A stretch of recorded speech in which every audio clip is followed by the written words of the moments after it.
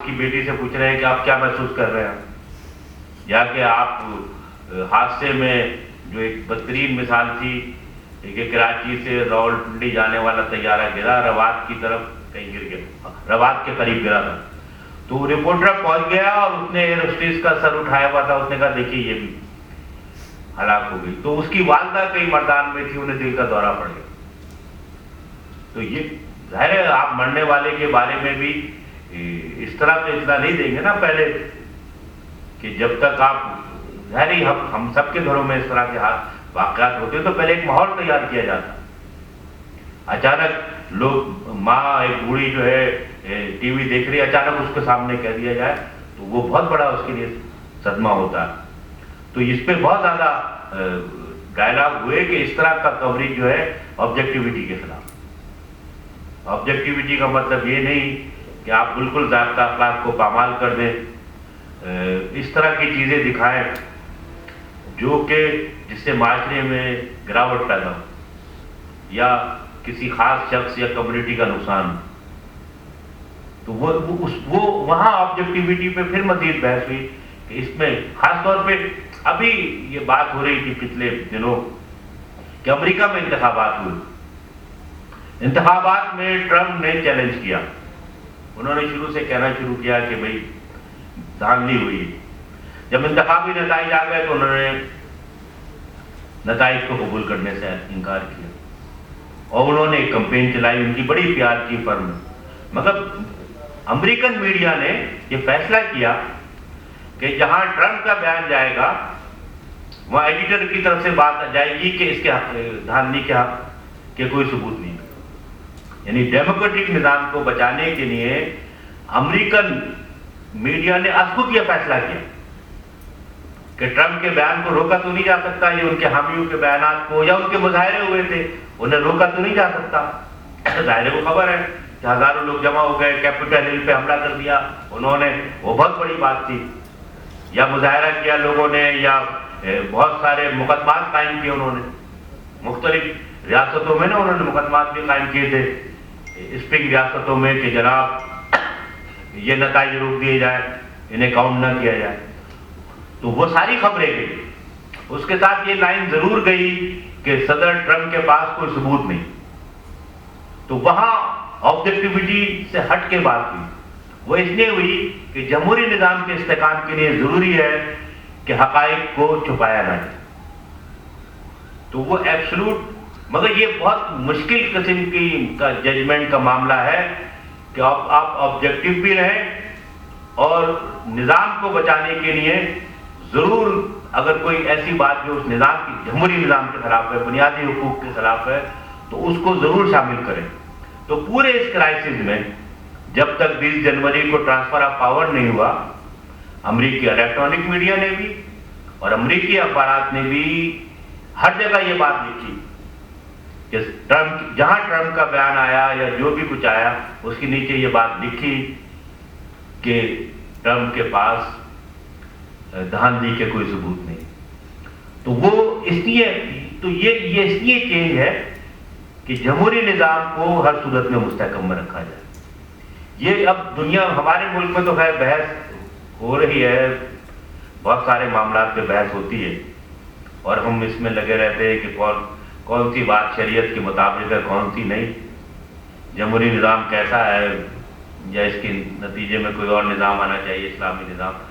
مگر دنیا میں اب یہ بحث نہیں ہے جمہوری نظام کے اوپر، وہ طے ہے کہ جمہوریت ہی واحد راستہ ہے جو ریاست کو صحیح سمت لے جایا جا سکتا۔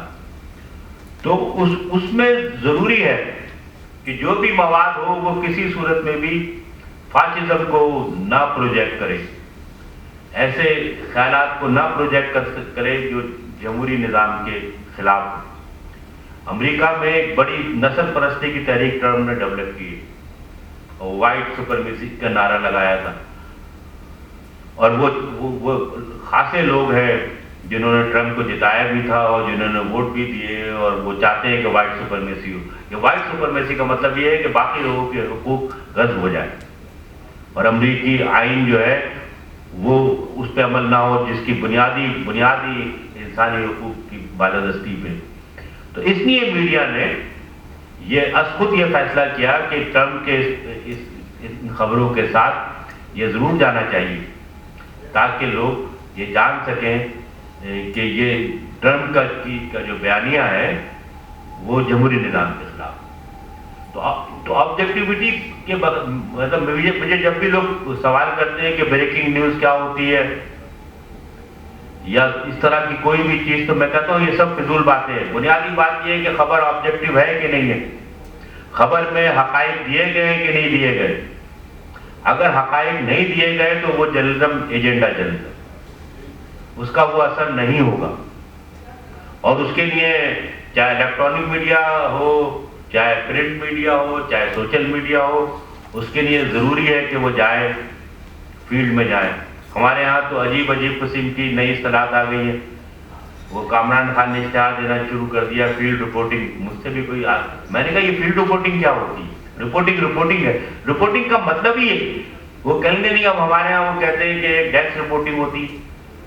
میں نے کہا یہ میری سمجھ میں نہیں آ رہا، ڈیسک رپورٹنگ کیا ہوتی؟ رپورٹنگ ہی بنیاد ہے میڈیا کی، اور رپورٹنگ کا مطلب ہے کہ اسپاٹ پہ جانا یا حقائق کو چیک کرنا. تو یہ رپورٹنگ ہوتی ہے فیلڈ میں. رپورٹنگ جو گھر میں ہوتی ہے وہ تو پھر تباہی کی چیز ہوتی ہے، اس میں تو دوسروں کے خیالات شامل ہو جاتے ہیں. تو یہ ظاہر ہے الیکٹرانک میڈیا میں یا پرائیویٹ یونیورسٹیز میں اس طرح کی اصطلاحات انٹروڈیوس کرا دی گئی ہیں، وہ بنیادی جرنلزم کے اصول کے خلاف کہ آبجیکٹیوٹی نہیں ہوگی، خبر میں حقائق نہیں ہوں گے تو پھر وہ خبر نہیں ہے، کچھ اور چیز. چاہے آپ اسے بریکنگ نیوز کے طور پہ پیش کریں یا ایمرجنسی نیوز کے طور پہ شائع کریں یا باکس میں کریں، الیکٹرانک میڈیا پہ کریں، چاہے پرنٹ میڈیا پہ کریں یا سوشل میڈیا پہ کریں. سوشل میڈیا تو ایک گٹر میڈیا ہے نا، اس میں تو ایڈیٹوریل کنٹرول ہی نہیں ہے. اس کے اندر تو آپ بالکل جیسے وال ٹاکنگ ہوتی ہے، آپ دیوار پہ لکھ دیں، جو چاہے لکھ دیں، وہ سوشل میڈیا پہ لکھ دیتے ہیں. اگرچہ کہ سوشل میڈیا کے بہت سے فائدے بھی ہیں، مظلوموں کی آواز بھی ہے، مگر آبجیکٹیوٹی نہیں ہے اس کے اندر.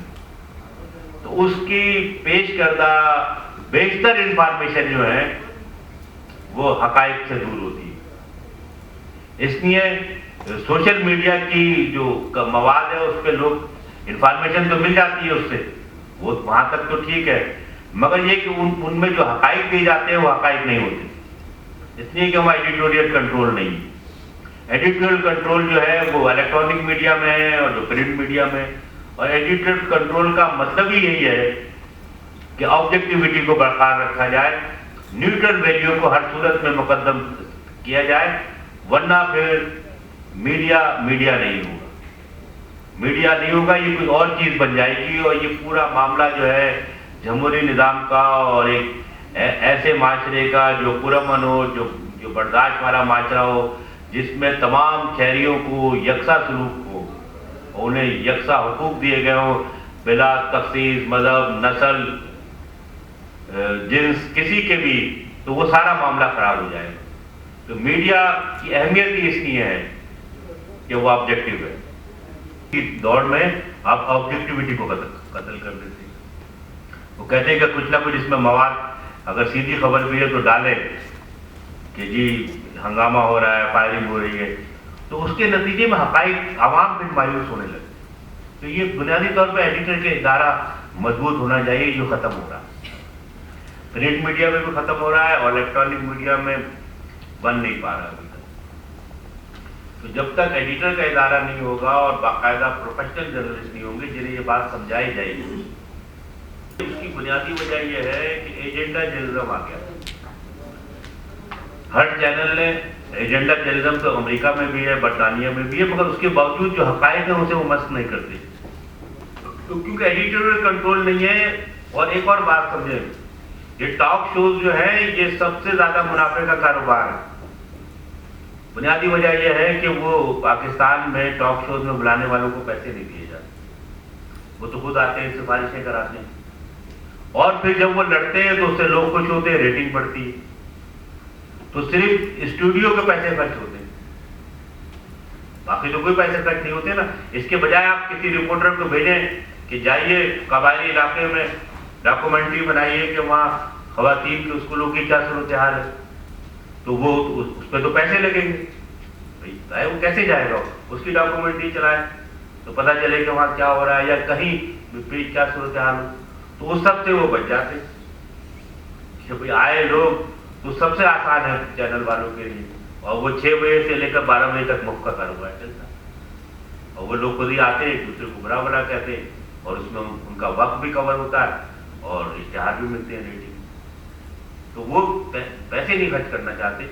वरना किसी पाकिस्तानी चैनल, न्यूज़ चैनल का मुवाजना अल जजीरा से ही कर ले आप, तो उसमें कितनी डॉक्यूमेंट्रीज आती, कितने, इसलिए कि वो सिर्फ टॉक शोज थोड़ी होते हैं, कितने दूसरे खबरों के एंगल आते हैं, उसको उन्हें पैसे खर्च करने पड़ते हैं, क्योंकि कोई भी डॉक्यूमेंट्री, कोई भी खबर, उस पर पैसे तो लगेंगे ना, वो स्टूडियो में बैठ के तो नहीं होगी। आज तक किसी पाकिस्तानी चैनल अखबार ने अफगानिस्तान अपना नुमाइंदा नहीं भिजवाया।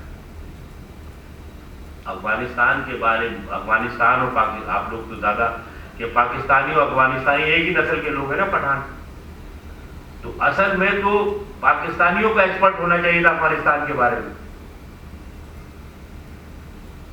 पाकिस्तानी एक्सपर्ट नहीं है उसमें, तो बरतानिया वाले एक्सपर्ट है, अमेरिका वाले एक्सपर्ट है। उसकी वजह ये कि उन्होंने तो अपने लोग भिजवाए वहां, आप पैसे नहीं खर्च करना चाहते, किसी अखबार का ब्यूरो नहीं है काबुल में, जबकि वो तो बिल्कुल साथ है ना यार, तादाद में भी नहीं है,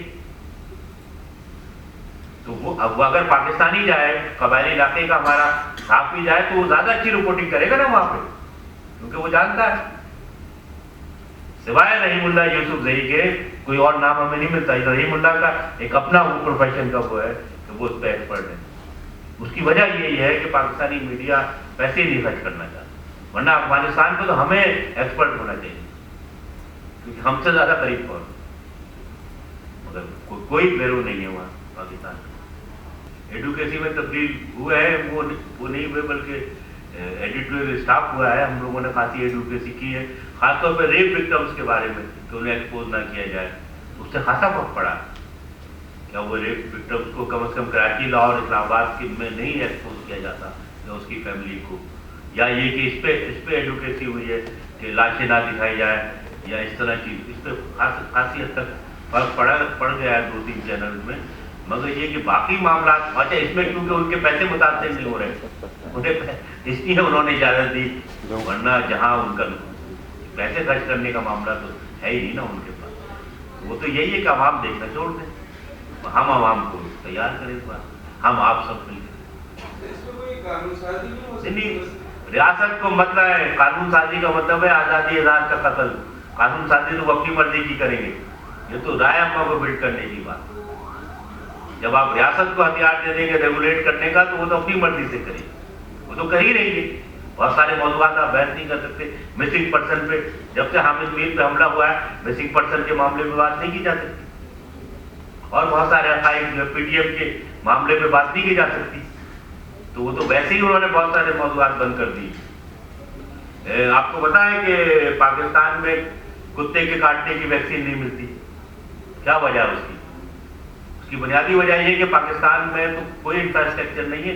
भारत से वैक्सीन आती थी और सबसे मौसर है, इन्होंने भारत से लड़ाई को फतह करने के चक्कर में दवाइयों पर पाबंदी लगा दी है, और चीन की वैक्सीन इतनी ज्यादा मौसर नहीं है, बाकी वैक्सीन बहुत महंगी है और गरीब लोग मरते हैं। इस पर डिबेट नहीं हो सकती कि भाई आप इंसानी मामला में तो भारत से ये ताल्लुकात बेहतर करें। आप किसका, आपने कश्मीर पे रोज बदुआ देते, उससे भारत का तो कुछ नहीं गुजर रहा, दवाइयाँ नहीं आ रही हैं, तो इस पे बात नहीं हो सकती। ये एक इंसानी मसला है ना, ये